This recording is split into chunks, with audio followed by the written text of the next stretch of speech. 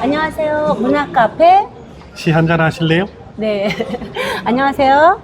반갑습니다. 네, 오늘은 이동순 선생님과 함께 하려고, 여기 어디예요? 서울역에 네, 제가 서울역에 와서 왔습니다. 이렇게 많은 사람이 오고 가는 서울역에서 이런 그 인터뷰를 하는 것도 참 재밌네요. 네. 선생님, 오늘 서울에는 비가 왔어요. 선생님, 대구에서 오셨죠? 네. 대구는 어떤가요? 비가 왔어요? 대구는 비가 올 듯 하늘이 좀 무겁고 아. 그랬어요. 비는 안 왔어요? 비는 안 오고 서울 오니까 이제 비가 오는데 이거 보면은 우리나라가 굉장히 큰 나라예요. 저는 아까 서울 영상 딱 플랫폼에 나올 때 제가 바로 알아봤죠. 선생님. 깜짝 놀랐어요. 선생님 너무 제가 생각했던 것보다 너무 젊으시더라고요. 아이고. 최근에 우리 이동순 시인께서 시집을 내셨죠? 네. 소개 좀 해주세요. 어머니라는 시집을 네. 도서출판비에서 냈는데 네. 이 시집이 이제 제 개인 시집 저작물로 24번째입니다. 어머니가 이동순 시인한테 뭔가 좀 특별할 것 같은데요. 다 저도 읽어봤는데요. 그 중에서 다 좋지만 제가 한 편을 뽑아서 한번 읽어드리겠습니다. 네. 장날 이동순. 파릇파릇 새싹이 돋네. 엄마 발걸음 서둘러 장에 가시네. 안주인 없는 빈집엔 강아지도 구름 보고 짖다 잠잠하고, 처마 밑 툇마루엔 종일 심심한 바람만 드나드네. 긴긴 하루에는 뉘엿뉘엿 저물어 가는데 엄마 발소리 들리지 않네. 내 귀는 온통 대문으로 가 있네. 엄마 혼자 무겁게 들고 오실 장바구니가 눈에 선하게 떠오르네. 냉이 한 줌, 두부 한 모, 망개떡 한 봉지. 종이로 감싼 고등어 옆에 고운 분홍색 운동화도 한 컬레 보이네. 그토록 빈속을 훑어내리던 허기는 어디로 갔나. 개 짖는 소리 들리고 대문 앞으로는 그리운 우리 엄마 터벅터벅 들어오시네. 정말 한 장날의 모습이 그려져. 우리 옛날에 5일장이라 그랬죠? 이제 조금 전에 이 시는 네. 그야말로 가공적인 시죠.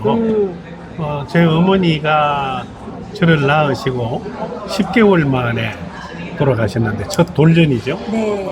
그런데 까마득히 오래전에 돌아가신 어머니가 이 시의 작중 화자는 소년이잖아요. 네네. 그러니까 이 어머니는 이미 계시지 않는데 마치 어머니가 계신 것처럼 어머니가 장에 그 물건 팔러 가셨다가 해가 저물어서 돌아오시는 그러한 그때까지의 그 간절한 기다림 이런 것들을 가공적으로 설정해서 그린 거죠. 나한테도 어머님이 있다면 이렇게 기다릴 것이다 라는 그런 생각으로 쓴 것인데요. 아주 또 즐겁게 읽어주셨다니까 아주 흐뭇합니다. 그림이 그려지는데요. 선생님, 저는 약간 좀 아이러니한 게 있었어요. 제가 보는 시적 화자가 소년으로 알고 있는데요. 그 소년이 이동순이라고 알고 있거든요. 근데 여기서 종이로 감싼 고등어 옆에 고운 분홍색 운동화 한 컬레 보이는데, 이 분홍색 운동화는 이동순 소년이 아니라 여동생이라든지 뭐 누나 거라든지 다른 거, 분홍색 운동화 여자 거라는 느낌이 들었어요. 반드시 그 공식적인 건 아니고 네. 또 분홍색을 좋아하는 소년도 있죠. 정말요? 선생님 분홍색 좋아하세요? 뭐 꼭 그건 아니지만은 설정을 그렇게 딱 이렇게 틀에 박힌 듯이 하는 건 아니고 예전에 어떤 자기 삶을 나한테 이야기해 주었던 어떤 분의 이야기를 이렇게 떠올려서 그거를 입힌 거죠. 그래요? 결국은 또 여기서 결국은 냉이 한 줌, 두부 한 모, 고등어, 그 다음에 망개떡. 그럼 이 중에서 시인이 좋아할 건 어느 걸까요? 고등어일까요? 글쎄요.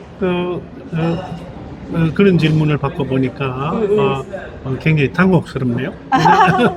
그냥 시장에 난전에서 팔고 있는 우리 서민들에게 가장 익숙한 그런 어떤 먹거리들 아니겠습니까? 이 모두죠. 저도 사실 시골 출신이라서 엄마가 오일장에 가셨어. 어디세요? 행성, 요즘에서 한 둑실, 아이고, 그렇네. 둑실 마을 한참 들어가요. 그러면 네, 알죠. 행성에서 오일장 있으면 엄마가 이제 둑실 마을에서 나오는데 저도 기다리는데 엄마가 좀 맛있는 거 사올 줄 알았더니 뻥튀기 있잖아요. 큰 자루에 쌀을 뻥튀기해서 가져오면 부피는 많고 실속은 없는. 그렇게 좀 마음이 반갑지만 그렇게 또 반갑지도 않고 그랬던 생각이 나요. 그래서 우리 이정현 시인이 이 시를 좋아하시는구나. 예, 저도 선생님 가져온데 선생님 이 시가 선생님의 그런 시적 상상력과 제가 알기에도 엄마가 일찍 돌아가신 걸로 아는데 그런 그림이 딱 그려져서 네. 저도 좋았는데요. 네. 선생님은 1973년 동아일보로 등단하셨죠? 신춘문예로. 그렇습니다. 벌써 올해로 52년, 등단 네. 52년이네요. 예, 제가 알기로는 그 70년대 시인들이 좀 화려하신 것 같아요. 그때 시절 좀 얘기해 주세요.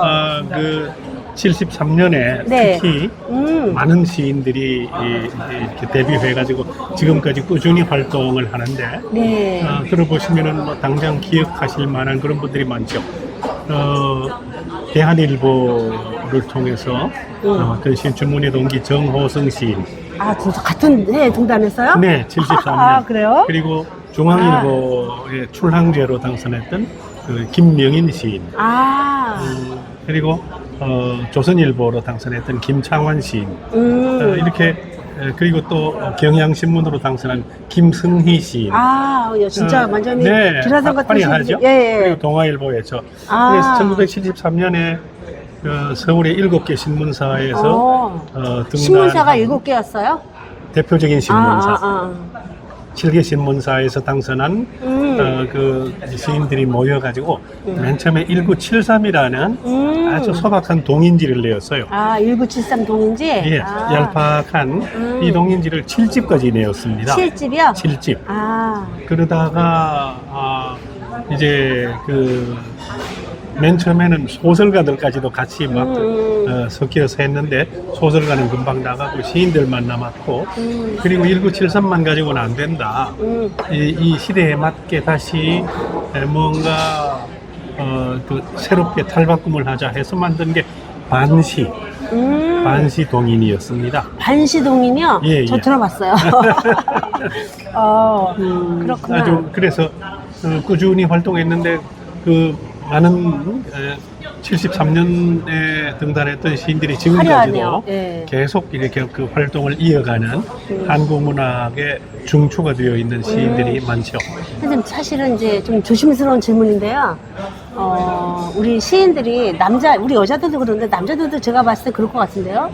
동인하면서 함께 이렇게 멋진 시인들하고 함께 동인하면서 막 쓰면 동력이 되기도 하지만 또 시인들은 또 자기 시에 대한 자부심도 있는데 나보다 막 동인 중에서 월등하게 막 앞서 나가고 매스컴으로 막 환영받고 대중들한테 인기 받으면 살짝 좀 속도 좀 쓰리지 않나요? 내가 에피소드 하나 이야기할게요. 솔직하게 말해주세요. 정호승 시인하고 나는 이제 그 출신 지역도 대구이고 대구. 나이도 동갑이고 해서 동갑이에요? 아주 친했습니다. 나는 지방에 있었기 때문에 서울 오면은 정호성 시인의 집에서 여러 날 묵고 가고 이랬죠. 그런데 같이 둘이 자면서 그 시를 쓰는 비밀에 대한 이야기. 정호성 시인은 제목부터 먼저 수십 개를 써놓고 시를 쓰거든요. 그런데 어느 날 이런 이야기를 해요. 동순 형, 내가 이번에 어떤 시를 어느 개간지에 발표했는데 그 시를 보고 어떤 젊은 여인이 편지를 보내왔다. 팬레터. 보여주는데 보니까 정호승 시인에 대해서 아주 흠뻑 빠져있고 존경심을 가지고 있더라고요. 나는 그런 편지를 못 받아봐서 속으로 질투가 나죠. 속상했어요? 속상하고 질투가 나. 나는 왜 저런 편지를 못 받아보나? 그러니까 그렇게 동인이 장단점이 있어요, 그죠? 네. 함께 이렇게 동기부여되면서 나도 더 열심히 써야지 이런 것도 되면서도 또 한편으로는 그런데 사실은 그런 그 시샘이라고도 할 수 있고 질투심이라고도 할 수 있는데 그게 굉장한 어떤 그 어떤 동력을 가지고 있어요. 나도 분발해서 분기탱천해서 어떤 단계에 업그레이드 해보자. 나를 업그레이드 시켜보자. 이런 뭔가 작용력이 있는 것 같아요. 그것도 있고 이제 서로 이렇게 처음에 동등하게 하다가 어떤 사람이 월등하게 하면 친했던 관계가 좀 소원해진다, 어려워진다 그러더라고요. 그렇게 되는 거는 소인배. 소인배. 소인배이죠. 우리 이동수 선생님 대인배니까. 대인배는 아닌데. 다 아우르면서. 무언가 어떤 시샘이나 부러움은 인간으로서 왜 없겠어요? 네네. 잘 나가는 친구에 대해서. 그런데 그거를 파탄으로 이어간다라고 하는 것은 못난 사람이 하는 짓이죠. 함께. 네. 멋집니다. 시인의 이번에 보니까 어머니, 정말 이동순 시인의 그 결핍으로 인해서 저는 이렇게 더 오늘날에 이동순 시인이 있었지 않았나 싶은데, 대체적으로 시인들이 보면 어머니가 부재하든지 아버지가 일찍 돌아가셨든지 내지는 어린 시절에 무슨 상처가 있든지 결핍이 있어요. 저는 그 결핍이 오히려 시 쓰는 데 훗날 보면 큰 자산이라고 생각이 들어요. 이런 생각이 들어요. 제가 이제 딱 태어나서 10개월 때 어머님이 돌아가시는데, 네. 말하자면 어머님이 돌아가시게 된 계기가 저 때문이었어요. 6.25 전쟁이 막 일어나고 어머니가 저를 뱃속에 품고 네. 막 마을을 떠나라라는 명령이 내리니까 모두 이제 피란 길을 떠나는데, 만삭의 어머니가 어디로 떠나시겠습니까? 그래서 마을 주변에 약 4km 떨어진 그 문중의 종산을 관리하는 산지기 집, 오두막집인데요. 선생님 경북 김천 출생이죠? 네. 거기서 4km 떨어진 데서 이제 가신 거예요? 네. 그러니까 만삭의 인보가 산길을 4km 올라간다. 이게 보통 일이 아니죠. 그렇죠.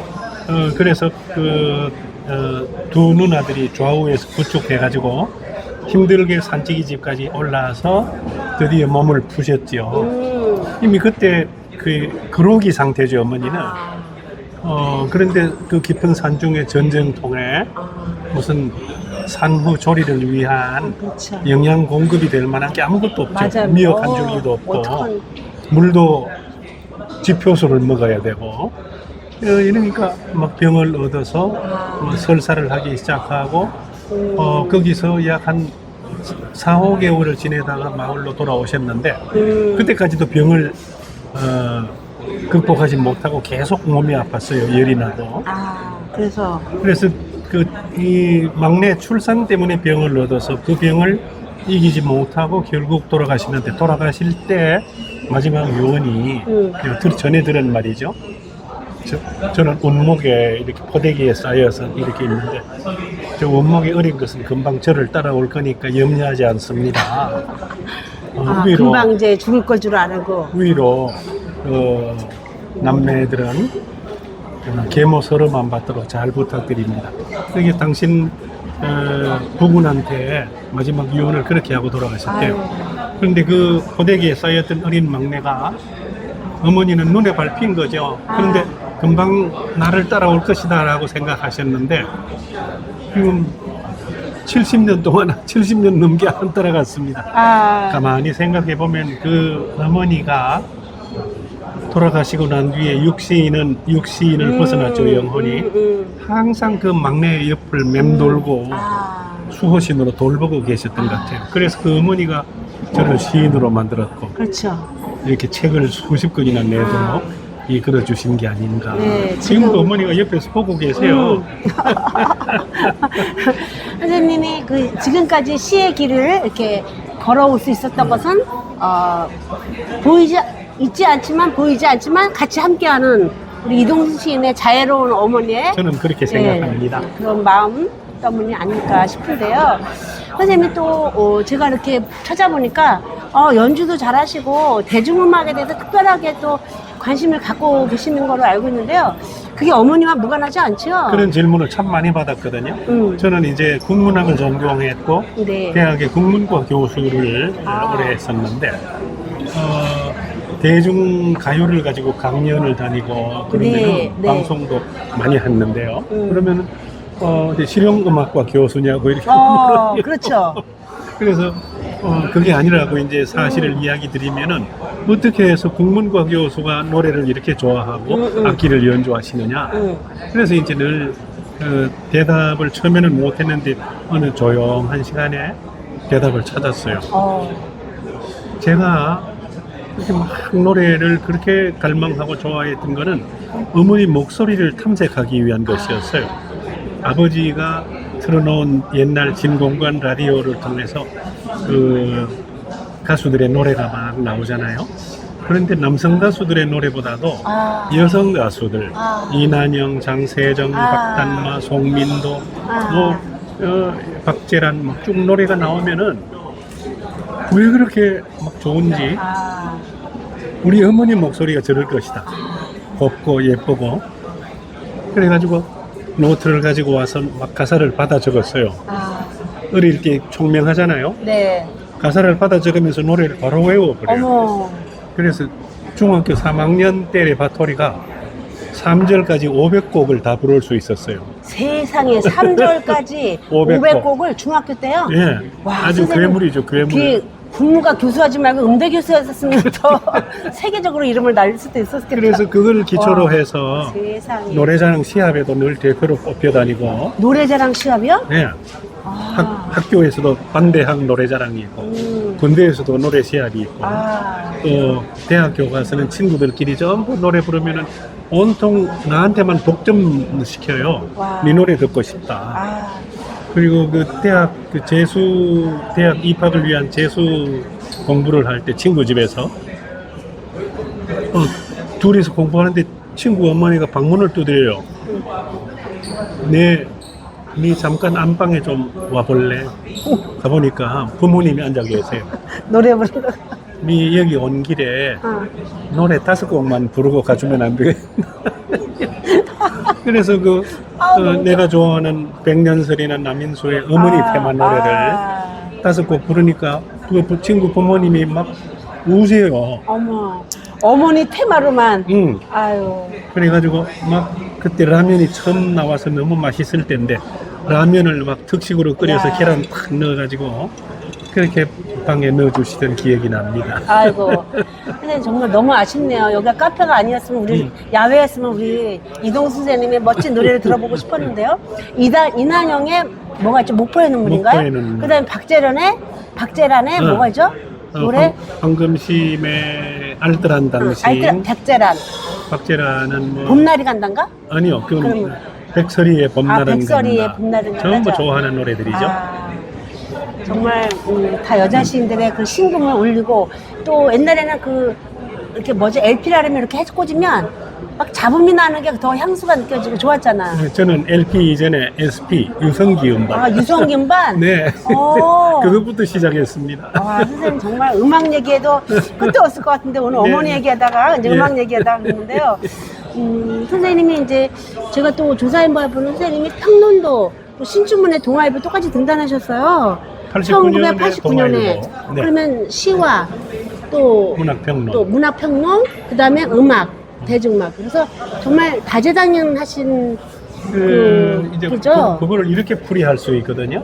제가 국문학을 전공하면서 주로 관심 가졌던 게 문학사에는 이미 고정된 지식이 많잖아요. 네네네. 어떤 시인이 있고 어떤 작가. 맞아요. 그런데 문해사죠. 제가 관심을 가진 거는 우리 난리와 전쟁을 식민지와 전쟁 분단을 겪은 우리나라에서 알려지지 않은 시인들, 가려진 시인들, 북으로 간 시인들 이런 데 대한 관심이 그렇게 많았습니다. 그래서 옛날 신문 잡지 이거를 막 검색해서 미친 듯이 검색해서 훌륭한 가치를 지닌 문학인인데 은폐되어서 사라진 경우 이걸 찾아내기 시작했죠.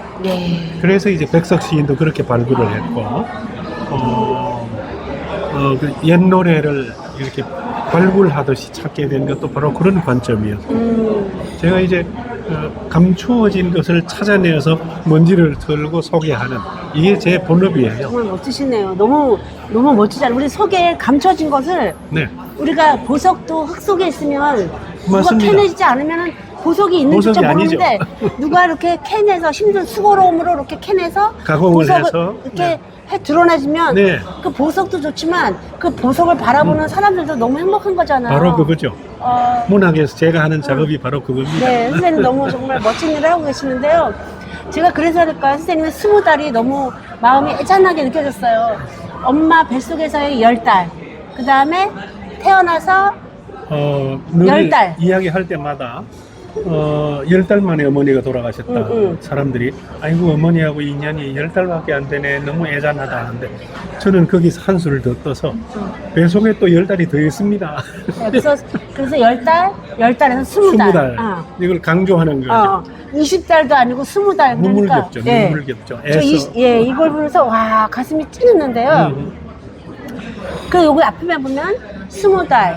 20달이면 1년하고도 8달. 나는 어머니와 20개월을 함께 살았다. 이렇게 시작하면서 내 나이 10달에 떠나셨지만 그 어머니가 그렇게도 그립고 사무쳐서 자꾸 20달이라고 말한다. 너무 정말. 근데도. 뭔가 조금이라도 더 보태보려고 하는 그 마음. 근데 선생님, 제가 선생님 사진도 뵙고 영상도 뵀지만 선생님 그런 거 비해서 상당히 표정이 밝으시고 정말 얼굴이 환하세요. 어두움이 별로 없는데 그 이유는 시 때문일까요? 중요한 말씀을 하시는데 시가 저를 네. 치료를 해주었죠. 시치료.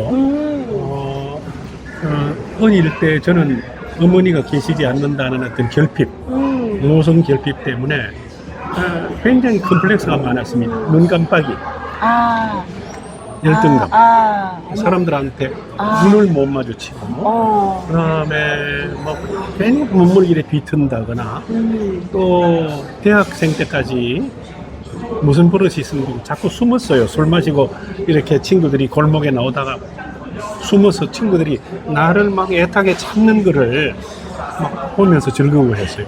그러다가 까꿍하고 나타나면은 막 미워 죽으려고 하죠. 그 이상한 버릇이죠. 그래서 이런 어떤 고통의 시절, 상처와 고통의 시절을 거쳐서 지금은 이제 푸근하고 모든 게 용납이 되고 이 돼지가 어머니다. 어머니 품속에 내가 들었다 이런 생각을 하니까 그렇게 좋아요. 아무튼 오늘 이렇게 서울역에서 돼지가 어머니다. 너무 멋진데 오늘 또 마침 비도 내렸어요. 네네. 그럼 무관하지 않을 것 같아요. 여러 가지가 네. 이제 조건이 맞아가지고 네. 오늘 분위기가 더 좋네요. 네, 오늘 이동수 선생님 만나서 정말 좀 아쉬운 거는 몇 날 며칠 또 얘기 더 듣고 싶은데 시간이 정해진 게 너무 아쉽네요. 꼭 그런 자리를 마련해서 이 가슴 속에 장강대하처럼 막 그 쌓인 이야기를 그렇게 풀어내고 싶어요. 네. 아코디언도 연주하고. 네, 마지막으로 우리 시인으로서 우리 이동수 시인께서 많은 사람들이 지금 이 순간에도 어머니가 미리 떠나셨거나 이렇게 힘들게 사는 어린 친구들도 있잖아요. 그 친구들한테 짧게 좀 뭔가 도움이 되는 얘기 좀 해주세요. 선배로서 멋지게 살아낸 선배로서. 제 가슴은 어떻게 보면은 상처와 얼룩으로 무척 그 고통을 받았던 시간이 많거든요. 그러나 그 시인으로서 등단 52년의 세월을 보내고 있는데 가만히 살아온 시간을 돌이켜보면은 그 상처를 견디지 못하고 제가 만약에 막 몸부림을 치거나 막 또 다른 방향으로 막 자기 파탄적으로 자기 부정 이런 방향으로 살아왔더라면은 제 자신의 모습이 무척 초라하고 볼품이 없겠죠. 그런데 그 모든 것을 전부 잘 이렇게 정리정돈해서 이렇게 시를 썼기 때문에 시의 마음으로 오늘에 이르러서 뭔가 조금 전에 말씀하신 것처럼 이런 온화한 표정도 만들 수가 있었고 상처가 모든 것을 극복하게 하고 예술을 만들었다 이런 생각을 하거든요. 그래서 지금 힘든 지경에 있다고 결코 비관하시지 말고 내 속에 들어있는 내가 가장 잘하는 것, 내가 가장 자신 있는 것 이런 것들을 발전시켜서 자기를 든든하게 수립해 가시기를 바랍니다. 네. 네, 시의 위대함을 느끼는 순간이었는데요.